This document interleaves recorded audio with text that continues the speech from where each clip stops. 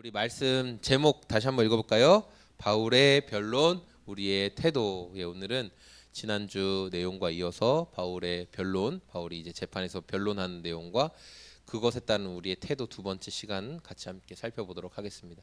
네, 여기 그림에서 보이는 것처럼 바울은 그때 당시 유대 지역을 로마에서부터 이제 위임받아서 통치하고 있는 벨릭스라는 총독 앞에서 이제 재판을 받게 되었습니다. 우리가 이제 그동안 살펴본 말씀을 통해 유대 종교 지도자들이 이 사람은 이런 말을 하고 저 사람은 저런 말을 해서 제대로 바울 재판이 진행이 안 됐는데, 이번에는 더둘로라는, 그렇죠, 변호사를 딱 세워서 악한 사람들이 통일된 목소리를 내기 시작했어요. 그러니까 그 힘이 강했을까요? 약했을까요? 예, 그 힘이 아주 강했어요. 맞아요, 승건아. 엄청 강하게 이제 바울이 어려움에 빠지게 되었다라는 거예요. 이 더둘로는 베들로 더둘로는 재판을 시작하면서 총독을 향한, 벨릭스 총독을 향해서 굉장히 아부의 말, 아첨의 말을 했다는 거 여러분 기억하시죠? 굉장한 아첨의 말을 해서 총독이 판단을 좀 흐리게 만드는, 그래서 자신들에게 고발하는, 자신들에게 유리한 판결을 내리도록 그렇게 전략을 사용하는, 하여튼 굉장히 재판에 사실은 좀 뛰어난 변호사였다라는 것을 우리가 알 수 있죠.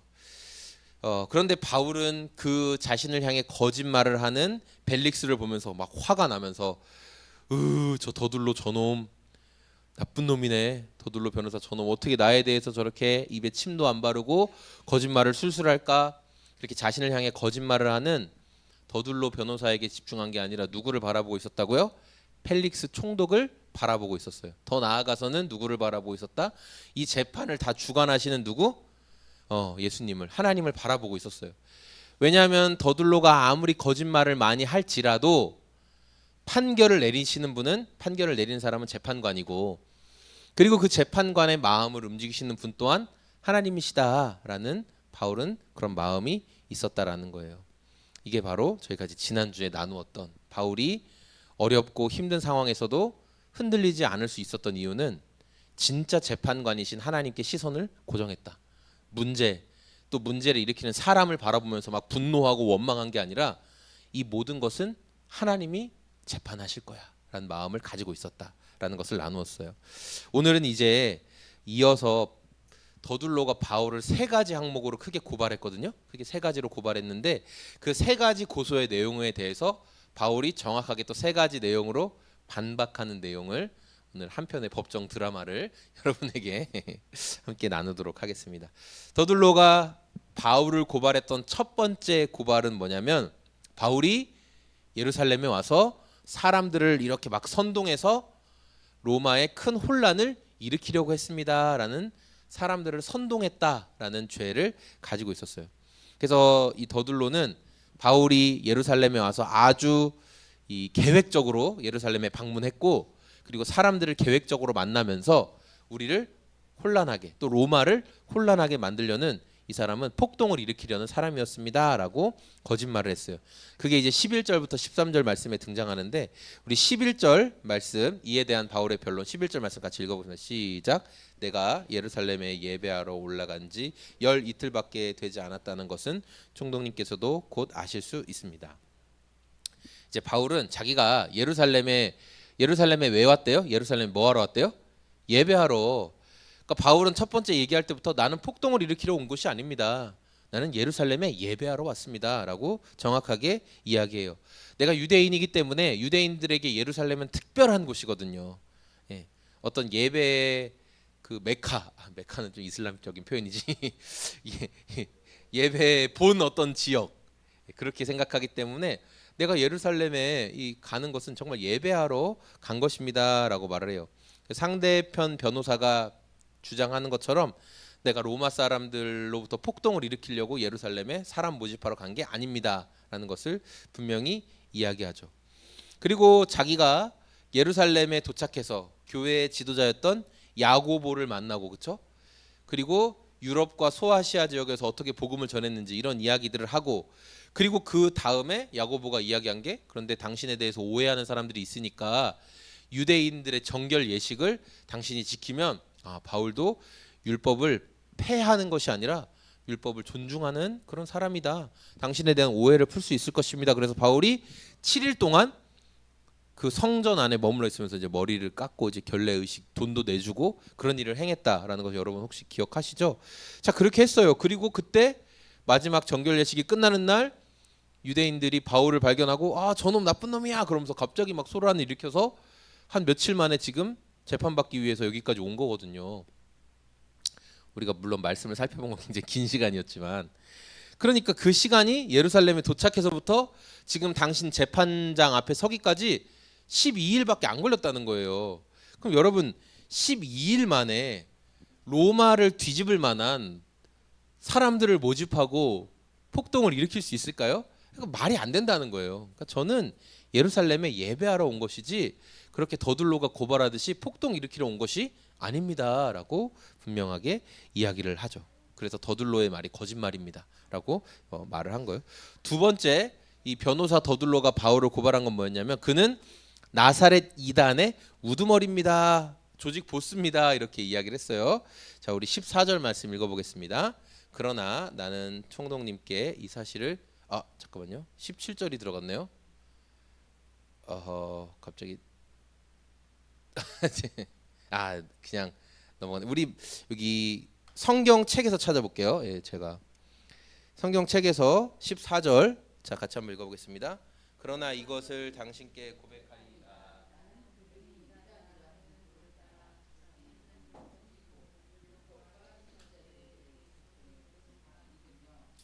네, 아멘. 그러니까 바울은 나를 고발했던 더둘로 변호사의 말에 대해서 어떻게 답변했냐면 내가 예수님 섬기는 건 맞습니다. 예, 제가 그들이 말하는 것처럼 예수님을 섬기는 것은 맞지만 그러나 나는 유대인들이 섬기는 하나님, 율법, 예언서의 내용을 제가 다 믿습니다. 이렇게 이야기를 했어요. 바울이 이렇게 말할 수 있었던 의미는 뭐냐면 바울은 예수님은 이단이 아니라 예수님을 통해서 진짜 유대인들이 지켜야 될 율법이 완성되었다. 예수님을 통해서만 율법의 진정한 완성, 율법의 참된 뜻을 알 수 있다라는 그런 믿음 때문에 바울이 이런 고백을 했던 거죠. 그리고 로마는 그 당시 로마의 그 법은 자신들이 지배하고 있던 나라의 종교를 인정해 줬거든요. 그래서 유대교도 인정해 주는 종교 중에 하나였어요.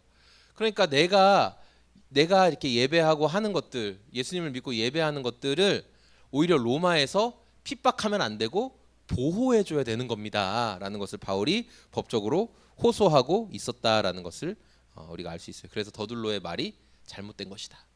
그리고 마지막으로 더둘로가 얘기한 게 뭐냐면 바울이 예루살렘 성전을 모독했다 이렇게 이제 고발을 하고 있어요. 자, 이 말씀은 아까 있었죠.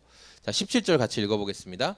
저는 여러 해 동안 예루살렘을 떠나 있다가 저희 민족에게 구제금을 전하고 하나님께 예물을 바치려고 예루살렘에 다시 바울은 성전을 모독했다라고 말한 더둘로의 말에 반박하면서 저는 성전을 모독하려고 온 게 아닙니다. 예, 저는 예배하기 위해 예루살렘에 왔고 특별히 이 유대인들 예루살렘에 살고 있는 유대인들을 사랑하는 마음에서 이방인 그리스도인들이 모아온 헌금을 가지고 그들을 돕기 위해 구제 헌금을 가지고 찾아왔습니다라는 이야기를 하는 거예요. 바울은 법적으로 로마 시민이었고 또 소아시아와 유럽에서 많은 전도의 열매도 경험했죠. 그래서 그가 사실은 유럽 지역에서만 있었어도 어떻게 보면 더 좋았을지도 몰라요. 하지만 그의 마음속에는 계속해서 유대인들을 사랑하는 마음이 있었어요. 자기 동포들을 사랑하는 마음. 그래서 이방인 성도들이 모아 주었던 헌금도 기꺼이 가지고 와서 예루살렘까지 와서 그들에게 나누어 주었다라는 이야기를 하는 거예요. 그런데 바울을 성전을 모욕했다라고 이야기하면서 그렇게 죄목을 뒤집어 씌워서 사람들이 죽이려고 하는 것을 바울이 지금 드러내는 거예요. 저는 절대 성전을 모독하거나 유대인들을 모욕하는 그런 사람이 아닙니다라고 말하죠. 그런데 이 바울을 죽이려고 했던 사람들에 대해서 성경은 아시아에서 온 사람들이다 이렇게 얘기하죠. 아시아에서 온 사람들이 바울을 계속해서 모독했다고 하는데 이 사람들은 바울이 유럽에서 복음을 전할 때부터 자꾸 계속 쫓아다니면서 바울을 계속 괴롭히고 죽이려고 했던 사람들이었어요. 이 사람들은 쉽게 포기할 줄을 몰랐어요. 끊임없이 바울을 공격하고 계속 고발하는 그런 역할을 했고, 바울이 예루살렘에서 정결 예식을 마치고 있을 때 바울을 발견해서 이제 사람들을 막 선동해서 결정적으로 바울을 죽이게 만들려고 했던 사람들이죠. 그래서 지금 그 사람들, 그러니까 소문을 일으키고 자기를 예루살렘까지 와서 지금 고발당하게 만들고 가이사랴의 재판정에서 지금 재판을 받게 만든 그 사람들이 지금 어디 있냐는 거예요. 그러니까 바울은 나를 처음에 고발했던 그 사람들이 어딨냐, 총독님. 그 사람들이 나를 고발했으면 그 사람들이 지금 현장에 있어야죠. 그런데 더들로는 증거도 없고 그 사람들을 데려온 것도 아니면서 어디서 전해 들은 말인지 모르겠지만 그런 심증, 마음에 나는 그렇게 생각해라는 심증을 가지고 지금 저를 고발하고 있는 거 아닙니까? 총독님, 저를 고발하는 증거가 있습니까? 그 사람들이 지금 이 자리에 와 있나요? 나를 처음 고발했던 아시아에서부터 왔다고 하는 사람들 있나요? 지금 바울이 아주 구체적으로 이야기를 하고 있는 거예요. 그러니까 바울은 이런 말을 통해서, 전화가 온 건가요? 바울은 이런 말을 통해서 네, 그래서 바울은 이런 증언을 통해서 이 재판 자체가 진행될 수 없는 재판이다, 사실은. 그 이야기를 하고 있는 거죠. 여러분, 바울은요 자기를 고발하는 문제 앞에 지금 되게 당당했다라는 것을 우리가 알 수 있어요. 그가 이렇게 당당할 수 있었던 것, 그리고 더둘로의 고발한 세 가지 항목에 대해서 아주 구체적으로 증거를 제시하며 조목조목 내가 잘못한 게 없습니다 라고 말할 수 있었던 이유가 저는 크게 두 가지로 생각을 했어요. 첫 번째는 앞서 나눈 것처럼 문제를 일으키는 변호사 더둘로나 그 상황을 바라본 게 아니라 재판장이신 하나님을 바라봤기 때문에 바울이 그렇게 담대할 수 있었던 것이고, 두 번째는 그의 삶이 진실했기 때문이다라는 거예요. 그러니까 그의 삶이 진실하다는 것은 뭐냐면 바울은 자기가 말한 것과 살아간 것이 달랐다, 동일했다? 동일했다는 거예요. 더 쉽게 설명하면 앞과 뒤가 똑같았다라는 거예요. 나는 이렇게 살았다라고 말하고 진짜 그렇게 산 거예요. 근데 우리가 실망하는 많은 것들이 뭐예요? 나는 이렇게 살았다라고 말하는데 가까이서 보니까 또 알고 보니, 그렇죠? 우리가 항상 제일 무서운 게 알고 보니죠. 알고 보니 그런 사람이 아니었다는 것에 우리가 굉장히 많이 실망하잖아요. 바울은 정말 내가 말한 대로 하나님의 말씀대로 살기 위해 그 삶이 진실하고 앞뒤가 똑같은 삶을 살았다. 그래서 더둘로의 강력한 고발이 있었지만 흔들리지 않고 담대하게 나는 이렇다 하고 자신을 밝게 드러낼 수 있었다라는 것이죠. 오늘 말씀을 통해서 이제 바울이 자신을 향한 이 변호사 더둘로의 세 가지 고발 항목에 대해서 조목조목 변론하는 내용을 우리가 살펴볼 수 있었어요. 더둘로의 고발은 사실 증거는 없었어요. 증거는 없었지만 되게 구체적으로 막 이야기를 하는 거예요. 마치 본 것처럼. 여러분 되게 그런 게 무섭죠.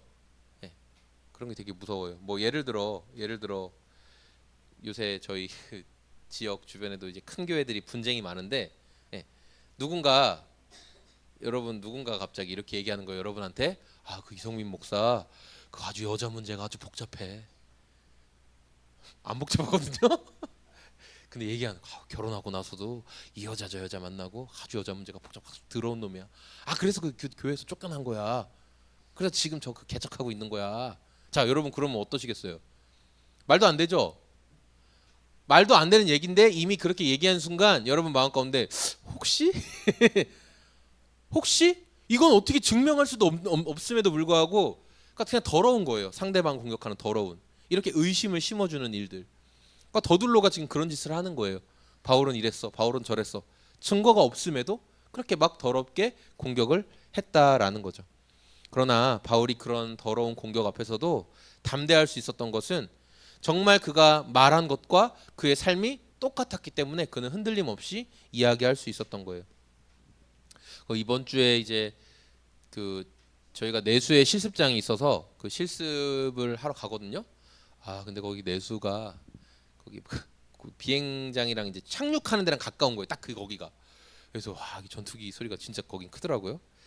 근데 이제 날씨가 이번 주 좀 추웠잖아요. 날씨가 춥고 또 이번 주 5번 수업 받는데 3번이 이제 야외 실습이니까 이제 거기서 하루 종일 막 삽질하고 나무 뽑아서 심고 뭐 이렇게 하다가 저녁에 오면 얼굴이 벌써 막 뜨거워지는 거예요. 이제 몸살 기운이 쫙 올라오고 그럼 이제 제가 허리 통증 약이랑 몸살 약이랑 이렇게 딱 먹고 그럼 이제 자고 나면 다음에 또 살고 다시 갔다 오면 또 몸살이 쫙 올라오고 그렇게 되더라고요. 그러니까 제가 이번 주일을 준비하면서 막 한숨이 계속 나오고 이번 주 너무 힘든데 이런 생각이 계속 들었어요. 그래서 제가 원래 목요일 정도면 어느 정도 설교 원고를 그래도 좀 써놓고 금요일 정도면 좀 마무리를 하고 그러는데 이번 주는 막 너무 막 안 되는 거예요. 솔직히 말하면 하기 싫은 거예요. 그래서 금요일 저녁까지 막 안 되는 거예요. 그래서 제가 괜히 애들 자고 있는 방에 들어가서 로아에게 손 만지고 있으면서 막 설교 써야 되는데 쓰기 싫다. 괜히 애들이랑 막 이런저런 얘기하고 주일이 안 왔으면 좋겠다. 막 제가 마음이 계속 그랬어요. 그러니까 몸이 힘드니까 좀 이게 몸이 힘드니까 이걸 준비하는 일이 어렵게 느껴지더라고요. 그러면서 제 안에 이런 생각이 들었어요. 어떤 생각이 올라왔냐면 그냥 적당히 해 그냥 태만하게 근무 태만 적당히 해라. 예. 그냥 적당히 해. 그렇게 그냥 적당히 시간 때워 이런 식으로 그런 마음이 제 안에 막 생겼어요. 어, 말하는 입과 살아가는 삶이 다른 모습으로 살아가라는 그런 유혹이 제 안에 있었다라는 거죠. 그런데 이 말씀을 준비하면서 바울이 담대할 수 있었던 이유는 말하고 삶이 똑같았으니까 정말 그렇게 담대할 수 있었구나. 그래서 막 변호사가 고발하는데도 아니야 나 그렇지 않아. 난 정말 이래라고 자신을 밝히 드러내서 재판정 앞에서 당당할 수 있었구나라는 것을 봐요. 여러분 우리 삶이 되게 지루하죠? 변변한 이벤트도 없는 것 같아요. 매일같이 특별한 이벤트가 일어나면 얼마나 좋아요. 오늘 뭐 했는데 기도하자마자 막 딱 응답되고 여러분 막 우리 여기도 자전거 고장 났는데 자전거 고장 났네 했는데 갑자기 경품 당첨돼서 막 바로 자전거 날라오고 막 저도 막 어디를 차 끌고 우리 가야 되는데 거기 주차할 데도 없는데 차 너무 많아서 어떡하지 했는데 갔는데 딱 도착하자마자 차 한 대 딱 빠져서 딱 들어가고 막 하여튼 이렇게 우리가 뭔가 이벤트가 하나님이 내 삶에 막 속속들이 관여하시는 것 같은 그런 이벤트 강력한 사인들이 많으면 얼마나 신나요. 그런데 우리는 일상을 살아요. 매일을 그냥 살아요. 그래서 적당히 태만하고 싶고 그런 유혹이 찾아와요. 적당히 하자. 대충 할까? 그런 마음들이 찾아온다는 거예요. 하지만 바울이 어떤 상황 앞에서 담대할 수 있었던 것은 지금 믿음의 본을 보여준 거예요. 나는 말한 것과 내 삶이 똑같았기 때문에 재판정 앞에서와 심지어 우리 하나님 앞에서도 나는 나의 담대함을 말할 수 있다. 부끄럽지 않게 말할 수 있다라고 하는 것이죠. 여러분 뭐 다니엘 기도에 함께 참석하신 분들은 21일간 그 특별한 강사들의 간증과 기도회가 있었고 또 우리가 지난 몇 주간 흩어지는 교회로 또 보리떡 교회에서도 이렇게 찾아오시고 하면서 이렇게 이벤트와 같은 그런 시간이 있었지만 여러분 이제 이벤트 끝 없어요. 이제 우리 이벤트 없어. 이벤트 없습니다 이제. 그리고 다시 우리는 일상을 사는 거예요. 우리 교회에게 주어진 예배의 모습으로 우리 또 일상을 살아야 된다는 것이죠. 그런데 우리가 그런 일상을 살아갈 때 하나님 제 삶에 말한 것과 삶이 한결같기를 원합니다. 거리낌이 없도록 제가 말한 것과 삶이 한결같아서 성도들 사이에서도 그리고 우리와 함께하는 이웃들에게도 진짜 승건이는 말한 것과 삶이 똑같아 그렇게 인정받을 수 있는 저와 우리 소금제작소 교회 모든 성도님들이 다 되시길 소망합니다. 아멘.